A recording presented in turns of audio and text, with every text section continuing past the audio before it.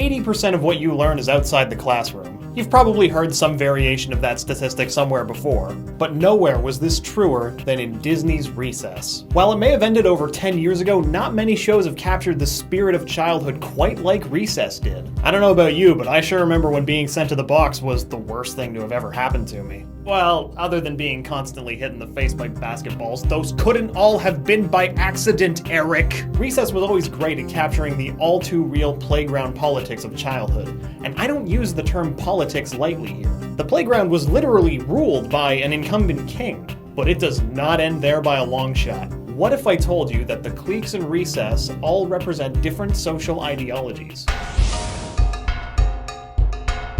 Really, it doesn't seem like that big of a stretch, but let's take this one group at a time. To start, we have the 6th graders at the top of the playground, which makes sense. I remember when I was in the 4th grade and I was wowed at how impossibly older and wiser the 6th graders were than me. Now they're just tiny people to me. The 6th graders, and by consequence all other students, are ruled by King Bob and later King Freddy. They're genuinely recognized authority figures, complete with a fully realized and enforced constitution of the playground. When honoring other students, the honorees are legitimately humbled. As for when they punish, I don't think I've ever seen anybody as scared as someone who's about to be sent to the dodgeball wall. And while there is only one sole monarch, a majority of 6th graders seem to work to uphold that monarchy, with many working security detail for the reigning crown. And not just anyone can serve as king either. We can learn a lot about how the playground operates from the 2 movies, School's Out and Taking the 5th Grade. As King Bob graduates, he selects Freddy from the 5th graders and elevates him to the position of king. It's not really a position you can just claim to have. But enough about what we already know. What can we learn from TJ, Spinelli, Mikey, Vince, Gus, and Gretchen? They certainly seem like the most eclectic group of kids at 3rd Street, but what is it that keeps them together? The establishment, or more specifically, their rejection of the establishment. Our heroes are in fact revolutionaries, with feelings that actually linger towards socialism and communism at times. TJ in particular is the one who gets himself into the most trouble, delivering rousing speeches about the injustices brought upon him like it's his job. But he also has a far reach in the school, always mentioning calling in favors, which seems to suggest that not only does he have a storied history of helping others in need, but that he also believes in equivalent exchange. You do not give something without expecting something back. And those favors he usually calls in are for some grand demonstration or protest. Many of Recess's most memorable episodes usually involve them going up against an authority, whether it was the king, the faculty, or the Board of Education. But they don't do it out of spite or just because they enjoy causing trouble. More often than not, they're doing it to uphold their own values. The kids' unwritten code of honor is brought up on multiple occasions, as well as their stance on how every child is equal. Very early in the series, Spinelli goes toe-to-toe with the king himself, reminding him that he too is just some dumb kid to the average adult. That bold display, and many others throughout the series, show that most everybody in the main group is willing to serve as a martyr for their beliefs. Elsewhere in the playground, the Ashleys are a textbook example of the capitalist 1%, or at least the public's perception of them. How they're portrayed is basically shorthand for the spoiled rich kid archetype. They're well off, obviously, they frequently flaunt their wealth, obsess over their self-image, exclude others, and are generally Machiavellian, manipulative, and out for personal gain. Which is all fair since they bear a striking resemblance to the Heathers, but, you know, with less murder.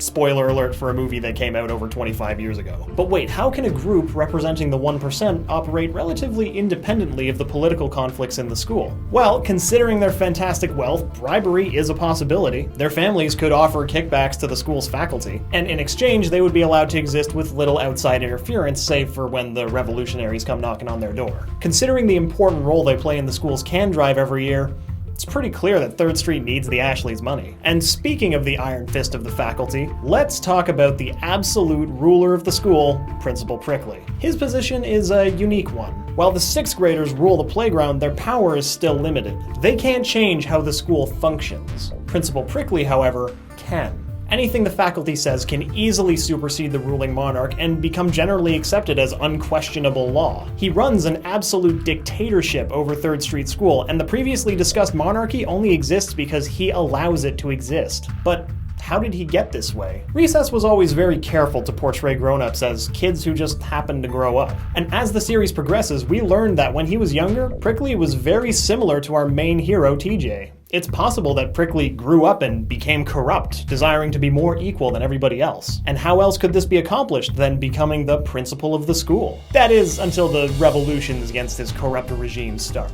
But what about the less civilized part of the playground? What about the kindergartners? Clearly they represent anarchy, as they're completely lawless and generally feared all across the school. There can't be any other real way to interpret them or any of the other groups, can there?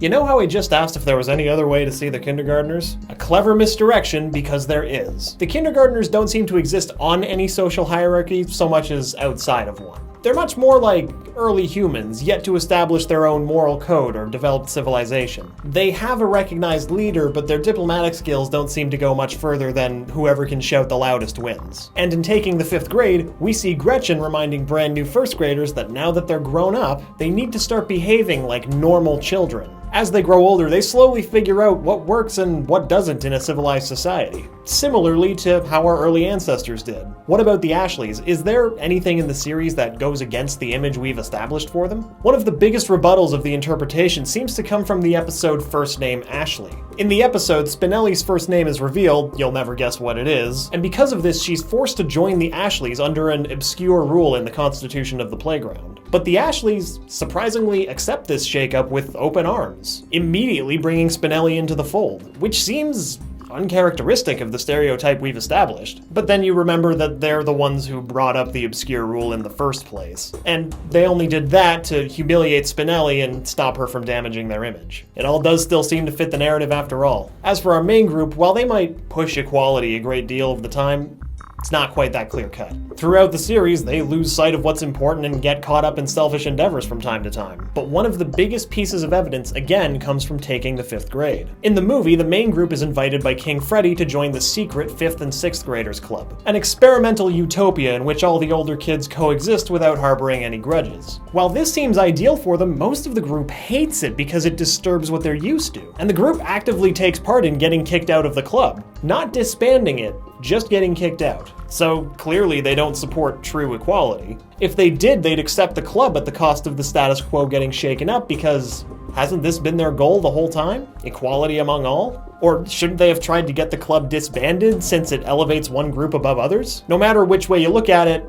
it doesn't fit together. Moving higher up in the chain, there isn't really any disproving of the monarchy since it's a fundamental part of the show. But the argument that the faculty are the absolute dictators is a bit easier to pick apart. Many times they'll realize their mistakes and ask the kids what they think of their decisions. They are, at the end of the day, just people. When appealed to, or after being broken down by TJ and them, they'll usually see the flaw in their actions, which are usually just misguided rather than malicious. In a lot of these episodes, they actually seem less like dictators and a lot more like common scapegoats for the kids. And all of this for choices that they ultimately had no power over. But after going through these groups, there's still one big question.